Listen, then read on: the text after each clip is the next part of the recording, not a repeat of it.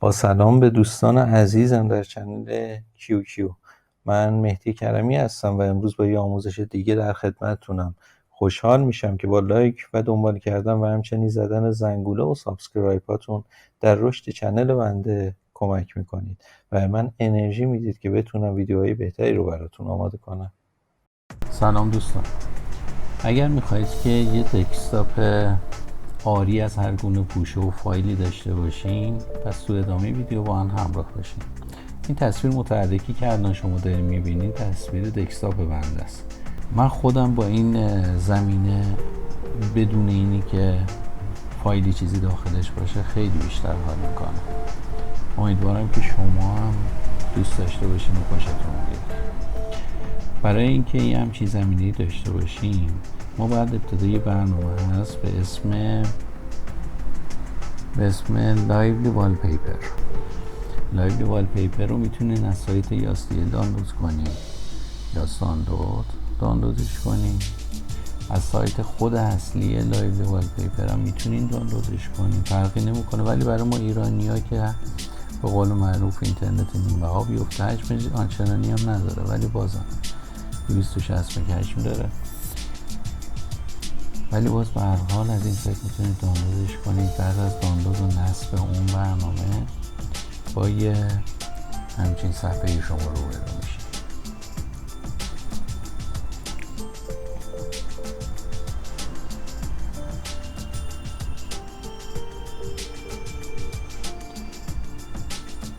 با یه همچین صفحه شما روبرو میشید. خود این برنامه به صورت پیش‌فرض یه سری والپیپرهای آماده داره، ولی خب بعد از یه مدت خسته کننده میشه براتون و دوست دارین که والپیپر دیگه ای هم بندازین استفاده کنیم. مثلا همین عروس دریایی رو ما میندازیم استفاده میکنیم.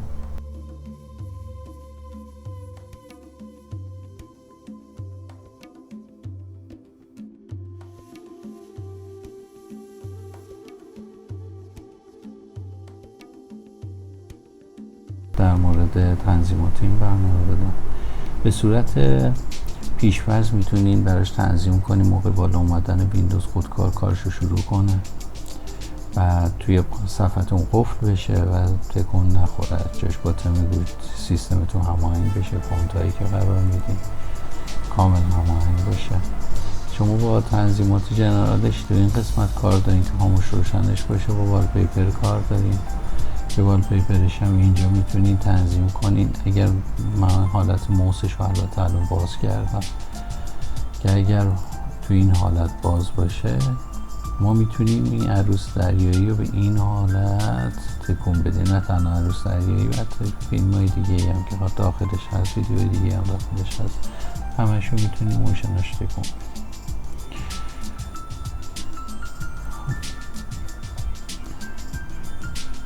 بعد تو این قسمت سیستم شما میتونین عکس بار خودتون رو به صورت پاک شده در بیارین، بک‌گراندش رو، که تصویرتون دسکتاپتون بدون تکس بار باشه، بدون اینکه تکس بار ببینین، یا نخواستین با حالت بلور بک‌گراندش رو در بیارین، یا حالتهای با معمولی بک‌گراند ویندوزی که هستش که اصلا کلا خاموشش کنین تکس بار.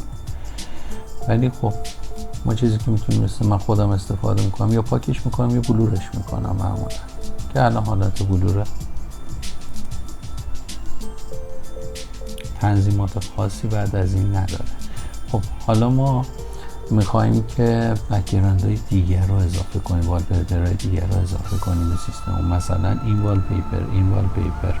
والپیپر جزو والپیپرهای اصلی ویندوزمون نیست. شما الان نگاه کنید، این والپیپری که الان اینجا من قرار دادم این اصلا جزو والپیپرهایی نیست که این برنامه داشته باشه. من اینا رو از کجا دانلود کردم؟ اولا طریقه دانلود کردم فرقی نمیکنه. این تصاویر میتونن به صورت عکس باشن، میتونن به صورت یه ویدیو باشن، میتونین اصلا یه ویدیویی بگیرین که خودتون با فرمتی که این برنامه میخونه یه ویدیو ضبط کنین از خودتون، اونو بذارین بک‌گراند، فرقی نمیکنه. فقط سایز تصویر مهمه، فرمت ویدیو مهمه که این برنامه بتونه اونو براتون پخشش کنه تو بک‌گراند. خب از این علاوه بالا شروع میکنیم. اگر فایلی رو داشتیم ما از قبل ما فقط کافیه چوز فایل رو بزنیم تو قسمت اوپنش. اگرم نه آدرس سایت یا آدرس ویدیویی رو داریم، در اصل آدرس ویدیویی داریم توی سایتی هست، جایی هست، میتونیم آدرسش رو توی این لینکش رو توی این قسمت وارد کنین و بعد تاییدو که بزنین یا گو رو که بزنین میرین به همون ویدیویی که هستش. من ویدیویی که از قبل ذخیره کرده بودم، دوستا ویدیو حالا از سایت هایی که الان خدمتتون میگم ذخیره کرده بودم که اون ویدیوها اینا هستن،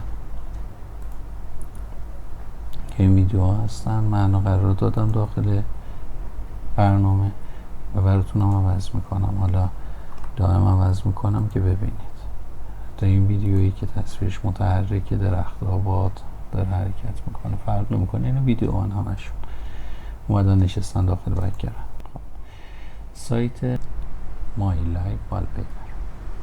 تو این سایت موقعی که وارد شدیم، البته قبلش هم بهتون بگم این سایت ها تماما فیلترن و فیلتر شکن باید داشته باشین و میتونینم بهتره، یعنی بهتره با این کار، چون فیلتر شکن روی گوشی خیلی خوب جواب میده. روی سیستم اگر فیلتر شکن خاصی نداشته باشین، یعنی فیلتر شکن خریداری شده این نداشته باشین، عموما رایگانا بد کار میکنن. ولی من خودم همین الانش که با شما دارم صحبت میکنم این فیلتر شکن رایگان دارم استفاده میکنم.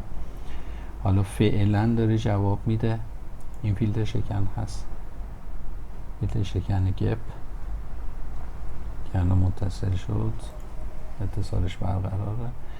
از این سایت شما میتونید تو این قسمت با توجه به خصوصیاتی که خودتون دوست دارین، تصویری که خودتون دوست دارین رو فراخوانی کنین. من الان تصویر طبیعت رو انتخاب کردم، حالا ببینیم تصویر طبیعتش به چه صورته. طبیعتا فیلتر شکنای پولی سرعت بهتری داره، ولی فیلتر شکنای رایگان هم خب محدودیت های خودش رو داره، سرعت پایین رو داره. من به صورت رایگان دارم استفاده میکنم. تو این قسمت از منوی سرمنوی سایت ابعاد والپیپرامون رو ما انتخاب میکنیم، یعنی با توجه به رزولوشنی که تصویرمون داره انتخاب میکنیم که بعد از اون والپیپرامون بر اون اساس بیاره. اگه خودکارم با همون سیستمتون بالا میاد خودکار، پیش‌فرض ابعاد والپیپراتون رو میشناسه.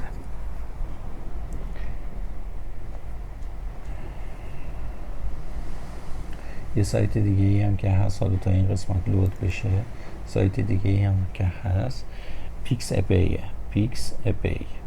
من این سایت رو تصویر اون درخت و باد رو از همین سایت دانلود کردم که این تصویر باشه. دانلودشون رایگانه. بازم میگم احتیاج به فیلتر شکن داره. شما با گوشی میتونین برین این ویدیو رو دانلود کنین، انتقال بدین تو سیستمتون، که حالا طریق انتقال دادن به سیستمم بعدا خدمتتون میگم. برای مثال حالا این تا طبیعتش لود بشه، برای مثال روی این سیستم، روی این انیمه ای که وجود داره، برای دانلود این انیمه 2 تا لایو داریم ما. یه لایو واسه دسکتاپ داریم، یه لایو برای موبایل داریم. شما اگه لایو موبایل رو بزنید دانلود میکنه. برای لایو موبایل لازمه که شما اپلیکیشن موبایلش هم دانلود کنین، که اپلیکیشن موبایل رو خودکار بهتون میگه که چه برنامه‌ای هست، تو از اپ استور یا از پلی استور دانلود میکنین. و اپلیکیشن سیستم هم که لایولیه، با اون کار میکنیم. فقط کافیه که دانلود بزنیم، میرین از قسمت دانلوداتون یا فایلی که با گوشی دانلود کردین و میرین از قسمت دانلوداتون و تو برنامه لایولی وارد میکنین، که امیدوارم یه بک‌گراند خوب و عالی برای خودتون بتونین بسازین. اگر هم مشکلی در برداشت این بک‌گراند دارین، میتونین فقط تو همین کامنت ها برام بنویسین که من در اسرع وقت، حالا چون من این سایت رو تازه باز کردم، چنل رو تازه باز کردم، براتون یک گروه قرار بدم و داخل چنل تلگرامی اپلیکیشن ها رو براتون به رایگان بذارم که استفاده کنین. روزتون خوش، لبتون خندان.